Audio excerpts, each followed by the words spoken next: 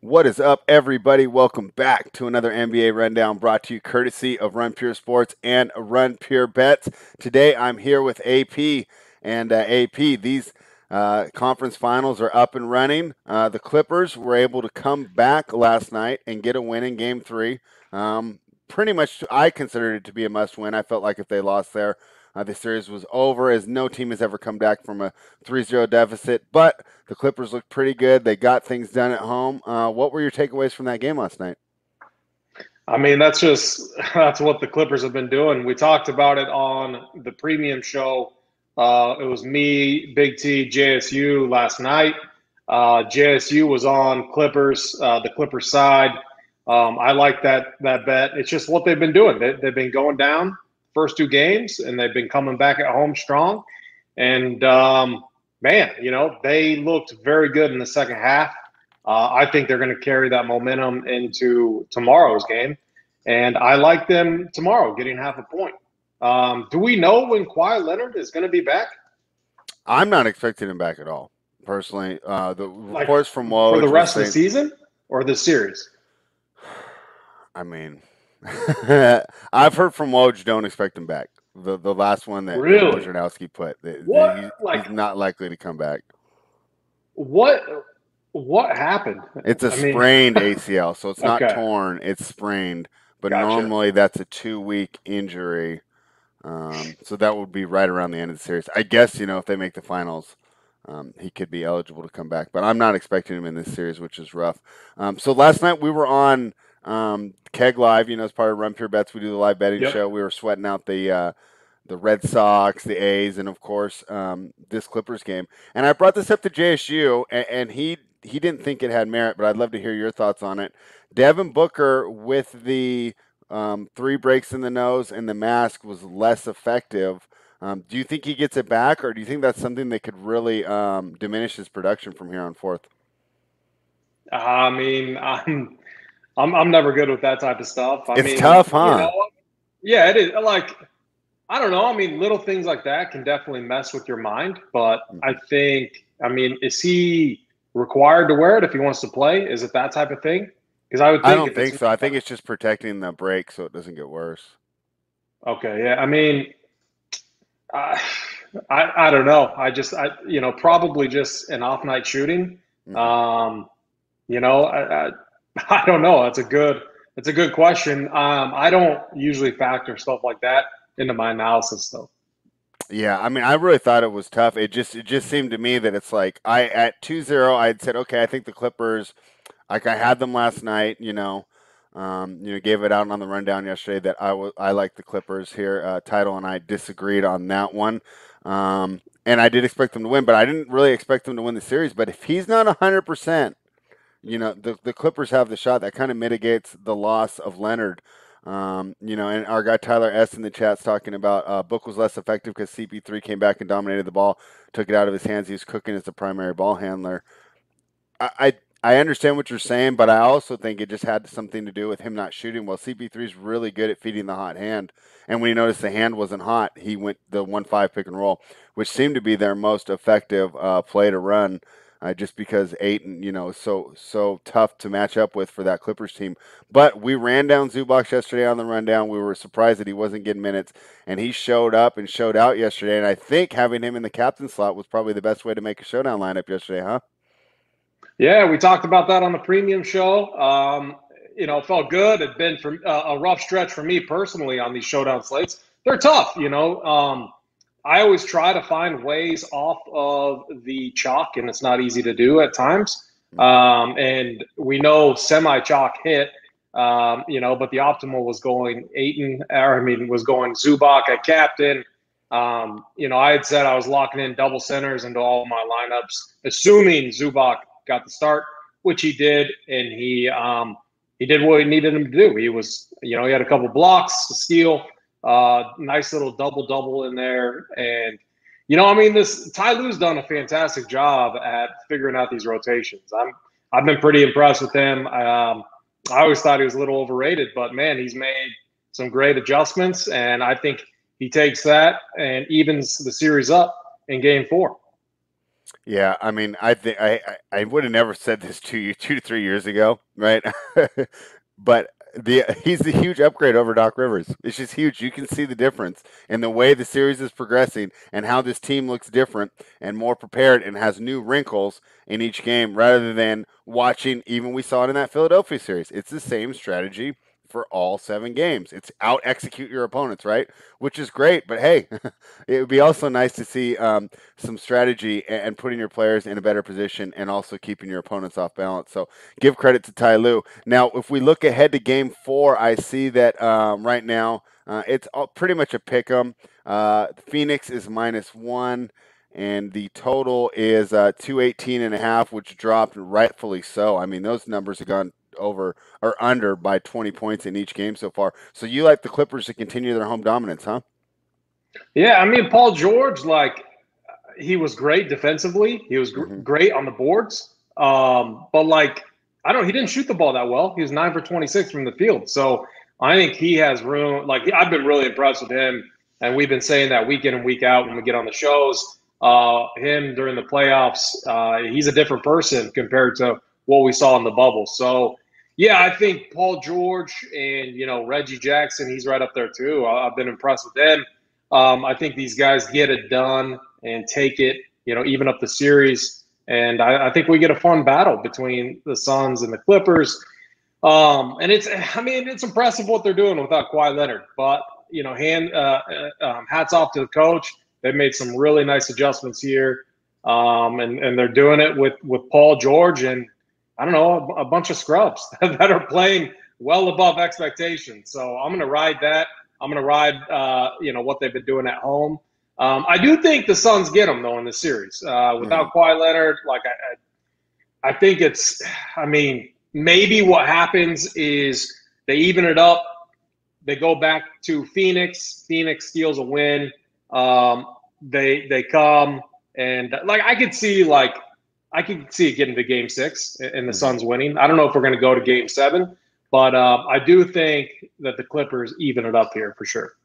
Yeah, and so this was tough for me. JSU originally leaned that they had bounced back, but I'll tell you what, from what I saw from Booker, my concern is that he's not feeling 100%, and then that could affect him. And he's basically the spark plug for that offense and that team. I do like CP3 as well, but I felt that the real success of that Phoenix team was you combine Booker's youthfulness, his athleticism, and his ability to score, and now you got CP3 on the court guiding him, feeding him when he needs to, and then slowing down when he needed to. Without that extra weapon there, I think it's a lot on Paul and Ayton. And I know these role players are great, but you can't do it all with role players.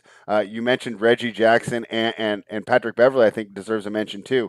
Two guys Yeah. that aren't. I mean, I never thought that Reggie Jackson would be playing such a vital role in a conference finals game.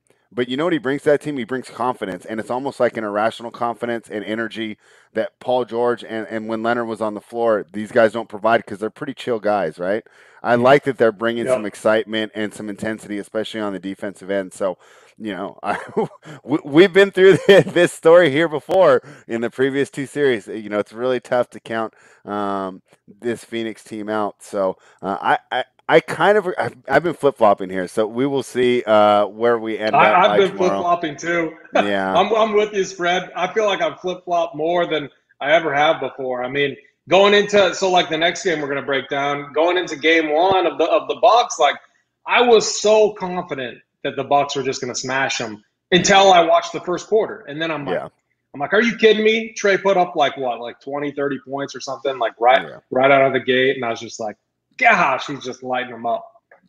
Yeah, I feel the same way. And let's just transition right to that game. But I told my buddy that too because we were working out that day and we were kind of going back and forth. He liked the Hawks, and I said, I think the Hawks cover, but I like the Bucks to win. I said, but the good thing is we're going to know who's right about this argument within 5 minutes of the game starting. We're going to see is Trey getting open looks. I said, even if he's not making them, are the looks open? Within 5 minutes, you could see as good as Drew Holiday is. And I kept referring to that 2018 series. I said he shut down Dame Lillard. He's going to be able to shut down Trey Young. But no, he was not. Trey Young was there, and it was quite obvious he's able to get what he likes. But I'll tell you what, AP, I'm going back to my original handicap. I do believe the Bucks win tonight, and I do believe the Bucks win big here. When Atlanta's lost, they've lost these games by double digits or more. They've only lost 3 times in the playoffs, all 3 times by double digits or more. I think that's something to take into account. Chris Middleton has to play better, right? I mean, that was what killed our handicap. And they were 8 from 36 from three. They lost by 3 points. So you're telling me we go 10 from 36, which seems quite possible. We get the victory if we're on the Bucks side. I like that for straight up. I just think this team looks so much better, and I expect Middleton to have a bounce back game. He's had some no shows on the road. Really surprised he didn't show up at home. What do you think? Are you with me here? Are you going to just go ahead and lay the points, or did you see something that made you change your handicap? So yeah, one thing I don't want to do, and when we talk about flip flopping, I am not flip flopping here. I'm going back. I'm with you. I'm going back to my original analysis in that I think the Bucks smash. I think the sharp play here is Bucks side -8, because I feel like what happens is when we see a game, like unless you're already on the Hawks to begin with, then I don't mind riding with it, but I don't think you want to switch. If you're a Bucks backer, I don't think you want to make the switch and overreact to what we saw.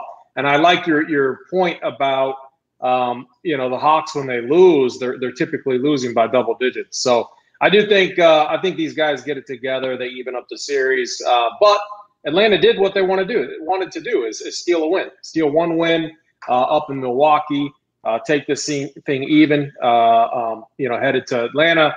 That's they got to feel confident, but I'm with you. I think so. When it comes to showdowns and showdown format for DFS, I'm going right back to my full Bucks stack with maybe one run back from Atlanta. That's what I ran in game one. And it was a disaster. It was a full disaster. Yeah. Lost my ass on that because I didn't have any Trae Young.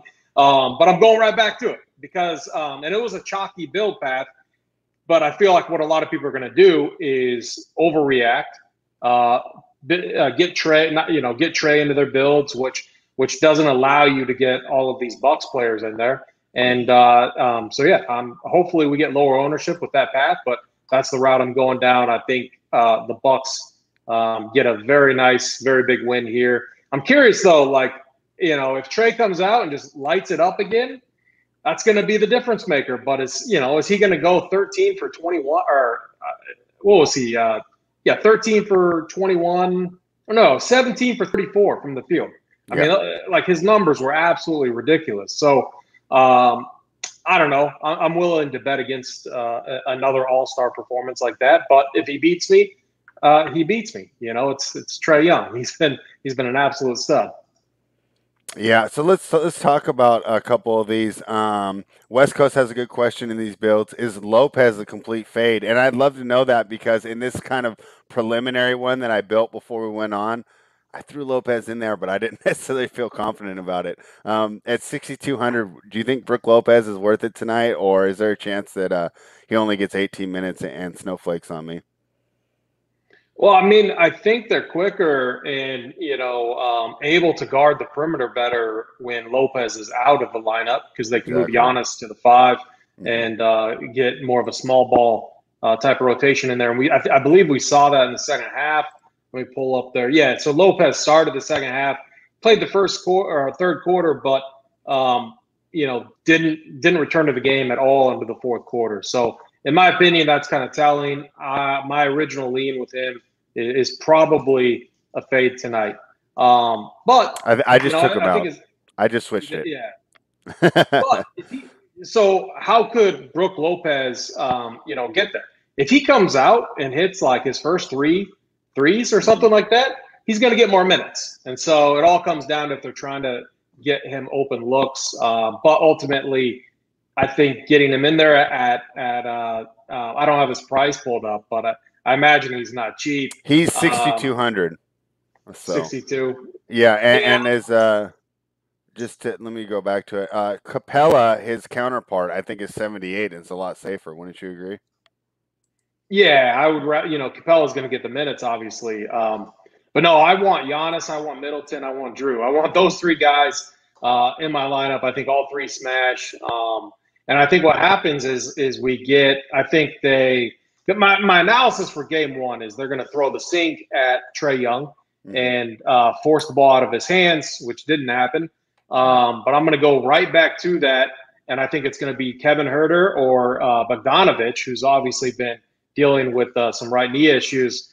I think it's going to be one of those pieces that is the guy that goes off, that takes a bunch of shots. And probably Herter, since, Bogdanovich, let's see, he played – so the final game against Philly, 21 minutes. He did play 27 and a half in game one, but he's obviously still something's still bothering him, So the play is probably Kevin Herter, which never feels good, but he did get it going against Philly, so you never know.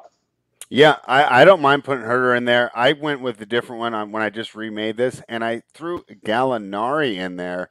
What do you think there? At 5,600, it felt a little pricey, but I did feel like I had huge upside to where same deal. If he gets hot, it starts hitting 3 or 4 threes. I can get there, and then that allows me to keep those big names in there that you spoke of earlier. Yeah, I don't have any issues with him. He's a guy that's let me down, more often than not is my Mm-hmm. only issue. But so I just pulled up pricing. Actually, FanDuel pricing up. What is he priced? I'm sorry, I have DraftKings up. So on No, DraftKings, yeah, I got him I'm at referring to 5,600. DraftKings too. Yeah, What is he on 5,600 DraftKings? on DraftKings Okay. for Gallinari. Yeah, I mean, that's not bad. I almost want to take it a step further. And my other script, which didn't work last game, but I want to go right back to it because those things happen, is I Mm-hmm. thought Lou Williams could be a guy that's a spark plug off the bench. Like, let's just say they try to take away Trae, which they weren't able to. Mm-hmm. And let's just say, my thought was in game one, if they would have gotten down early, like a double, down double digits early, maybe sweet Lou Williams could be the guy that brings them back, earns himself some more run. Mm-hmm. Obviously, that didn't happen, but I do still think it's a viable path. Very risky for sure, and you're relying on him to score buckets, which has been extremely hit or miss. But he's like 2K, I think, in Showdown, and I don't think a ton of people are playing him. So if I could get all of these bucks into my lineup with some random piece, like punt piece from the Hawks side, that's the script that I want to find and run tonight. And I like it because we talked right before we went live, and I mentioned in the little $4 contest I entered yesterday, the first prize was split between 48 people. So hey, if you're gonna take a shot here, you got to try and get different. And I thought I got different, and I didn't. I was the same as 20 something other people too in the lineup here. So you really got to dig deep here to get different, especially as these rotations shorten. One area that I am flip flopping though here. AP is on the total. So I bet 226 on the under on Wednesday night. I felt that I had a chance, but it would have been, like me getting lucky. The pace was much, much higher than I expected. Um, that leads me to think that this game goes over again. What did you think about the pace in this game? And do you agree with me to go ahead and flip flop on the over? Or do you think that maybe it's more of that original script that I talked about? I mean, yeah, I've no argument there. I think that makes sense. I haven't, I've always been a totals guy.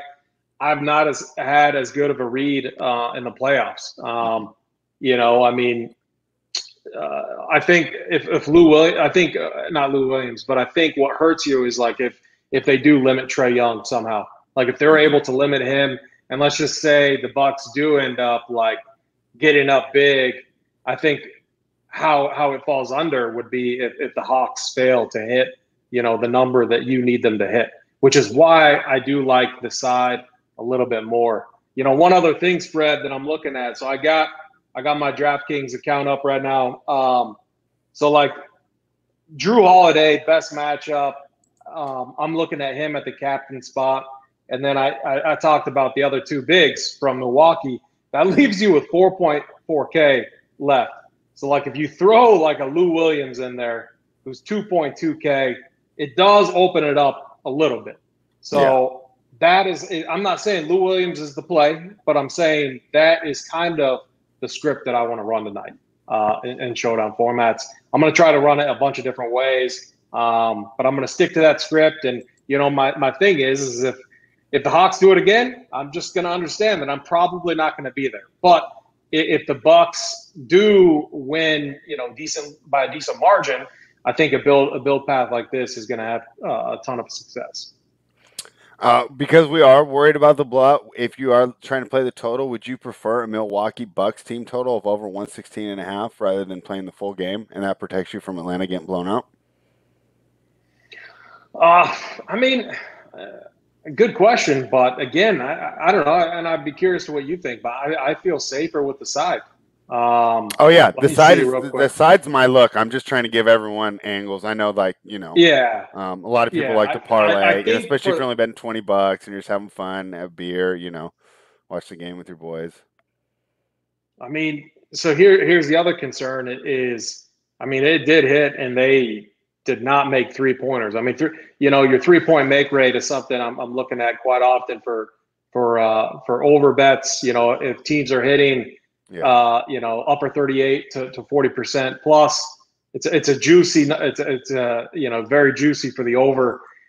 They shot combined 23% from 3-point range.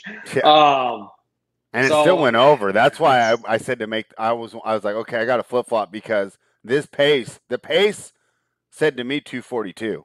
Like you watched the game and the number should have been like 240, like that Brooklyn Milwaukee game that we handicapped in the first game of the first round. The I shooting mean, was just bad.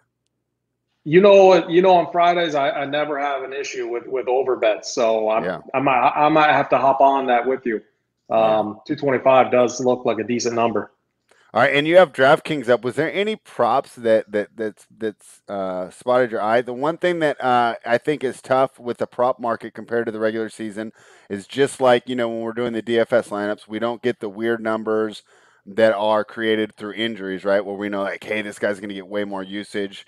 We kind of know the lineups. I don't feel like there's as many mistakes, and I feel like when they do set one that I really like, they just juice it. Trey Young assist over 9.5 is minus 144. I mean, even if I did like his assist, and I kind of do because I think that we will see more double teams tonight, I'm not laying minus 144 on something that's that up in the air. Did you see any props that you liked? I actually thought this market was pretty good.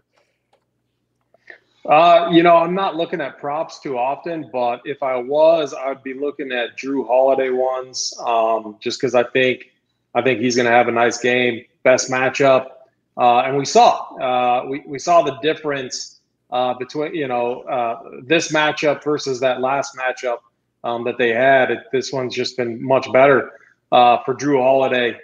14 for 25 from the field.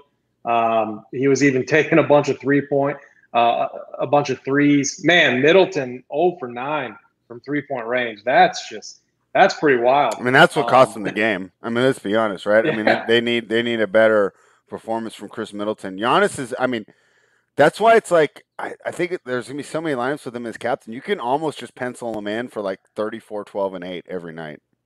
Like he's been really consistent. Yeah. One problem like Middleton has that these other star players, what they're good at is when they struggle shooting the ball, they find a way to still get to the rim Mm-hmm. and get fouled and get their shot going through free throws. You rarely see Middleton try to do that. He just forces that little mid-range contested jumper too often, gets out of rhythm. But you got to think he bounces back here. He's done it in other games this series. And then to your point with Giannis, he's been so consistent. That's why I want all three Bucks guys in my lineups tonight. That's Yeah. like the one, all bets aside, that's the one thing I feel very confident about on the slate. I feel like the Hawks have we could see a much wider rotation if things get out of hand early. We could see different guys rotate in. We could see them mess a little bit around with the rotation. Where I think the Bucks side, we're pretty locked into Middleton, Giannis, Drew getting big minutes, and then PJ Tucker, which this goes to my case even more. He's out there playing defense, so like he's not taking usage away from guys like Middleton and Drew and Giannis, which is why I'm very confident and those three going off tonight. Yeah, I'd agree with you there. So I think we are in lockstep. So we will see. I've heard a lot of people, especially my friends that maybe aren't in the betting side that just watch the NBA. They just, oh, Hawks have more heart. Hawks were more aggressive, And I think a lot of times that we're very results oriented when we're saying that because my answer was, well, if Chris Middleton just made three threes and the Bucks win by 5 points, did they really have more heart, or was it just the fact that the Bucks didn't shoot well, and also, I mean, everybody loves to rush down Coach Budenholzer, and we can point to specific things that he obviously did wrong. My thing that I would point to is Jeff Teague doesn't need any minutes at all. It was just Right. bad. I disagree with that. But at the same time, like we're running down a coach that's made three Eastern Conference Finals with two different teams in the time since Brad Stevens, who everybody loves, has been hired. Right? I mean, the guy's not that bad as much as they all want to make him out to be. Bob Uecker or Rodney Dangerfield or something to that effect. So let's see if he can finally make some of these coveted adjustments that NBA Twitter wants them to make. So AP, it's going to be pretty quick information packed shows now that we're down to one game, which means we are time for the best bets, and I will give you tomorrow too if you want to go ahead and give those out as well. But let's go ahead. What do you think is the best bet today? Side total or prop? Yeah, I'm going to go with the Bucks side. I like that -8. But if we're going, I do like the Clippers too. I think that number is even a little better. Mm-hmm. You can get them at half a point for a little bit less juice. I do think they even up that series. So those are the two plays that I like for today and tomorrow. All right, and I'm completely with you. And Tyler was not able to make it today, but he was kind enough to take some time from his workday and send me some props. So these are on the FanDuel's, the player performance doubles. He likes Middleton 25 plus and Bucks win plus 400. He likes Giannis 40 plus and Bucks win for plus 800, and Bryn Forbes more than three threes and Bucks win at another plus 800 too. So those were Tyler's props, and it kind of correlates to what you were talking about with just in the excuse me. The first one was Holiday, not Middleton. It was Holiday more than 25 plus. So definitely correlates with the ideas that you have here, guys. Tomorrow. If you turn in on this time, you're still going to get live betting content from Run Pure Bets. Unfortunately, it's not going to be me. It's going to be the Sports Keg. They're going to be doing the UFC and the NASCAR and getting you ready for all your betting needs with the UFC. And he crushes UFC, so I have no problem being preempted tomorrow. I will be back Monday with Hoop, and we'll be discussing everything we saw this weekend. AP, what do you guys got going over there on the DFS side for content this weekend? Yeah, we have a ton of MLB going on right now. As me and you were talking about before we started the show, we got Wimbledon coming up. I'm very excited for that. Those slates are always phenomenal. Wimbledon is always one of my favorite events, and it allows me to get back over to the tennis side of things, which I don't cover as much as I used to, but it used to be one of my sports that I just love to cover. And so, I'm excited to get back with that. UFC, obviously, we got NASCAR, we got PGA Showdown. Slates round 3 is always my favorite tomorrow morning. So yeah, tons of content, tons of stuff going on over here at Run Pure Sports. I believe our code that we still have with the Euros going on, and I do believe we have a good Euro slate tomorrow, is Euros 25. That's going to get you 25% off your first payment over here at Run Pure Sports. All right, and you know what? I had one other thing on the list of things to talk about this morning that I overlooked. I got to get your thoughts on this real quick. Scott Foster's on the whistle tonight. Does that affect the handicap at all? I mean, no. I mean, I'm not looking at that, but what do you think? I hate to I'm say it. never I good actually at think who's it helps our officiating the bet. game. I actually think it helps our bet. Whenever I see him, I just think that he's there to help the team that's down, make sure that they get more games in there. Okay, To I me, got you. he's the guy. If it's a game 7, I don't know, But he seems to be the guy that they're bringing in. Tony Brothers was the one that was nicknamed the extender, but I think Foster's got a little bit of that in there too, where you know. I think they do it so good and so clean. I don't think that even a word is even spoken. I think when he's assigned to the games, he knows what's done, and there's no paper trail, there's no email, there's no phone Oh, that's conversation. funny. He knows what he's there for. So I mean I don't want to make too much of into it, but I'll tell you what, I don't think it hurts our play. If we're taking the team down 0-1 and I see him assigned, I think he's there. So, anyways, AP, thank you for joining us. I would say it's 50-50. We'll have a show next week. It will obviously require the Clippers Yep. winning tomorrow because next Friday's show, I think I looked, would potentially be game 6 for We could the always talk some series. tennis next week. It'll be full on Wimbledon. So, I mean, we could do a rundown and get some tennis going if there aren't any games to break down. All right, I'll tell Jay that we might need a new graphic, but we will be back. So AP said it. We'll be back Yeah. next Friday. We'll be talking all types of sports. So we'll be back next Friday. Everybody, thank you for hanging out. Please, if you like the content, like the video, subscribe to the channel. I will not be back tomorrow, but the Sports Keg will with the UFC winners. It's going to be a great show. Make sure you're subscribed. The notification will hit. You can go live right with the Keg and get those UFC winners. We will be back with the NBA rundown on Monday. Thank you, everybody, for hanging out, and run pure.